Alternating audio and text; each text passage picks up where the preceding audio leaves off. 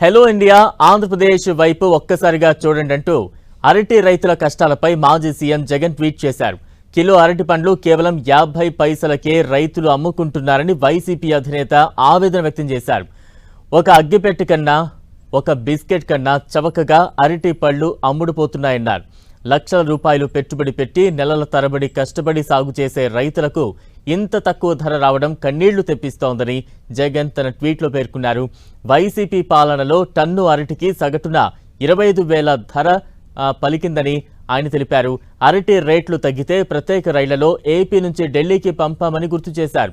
అరటి మాత్రమే కాదు, ఉల్లి, టమాటా ఇలా ఏ పంటకు గిట్టుబాటు ధర లేక రైతులు తీవ్రంగా నష్టపోతున్నారని జగన్ ట్వీట్లో తెలిపారు. విపత్తుల సమయంలో ఉచిత పంట బీమా లేదని, ఇన్పుట్ సబ్సిడీలు లేవన్నారు. పెట్టుబడి సహాయం కింద చేసిన హామీలను చంద్రబాబు ప్రభుత్వం నెరవేర్చలేదని విమర్శించారు.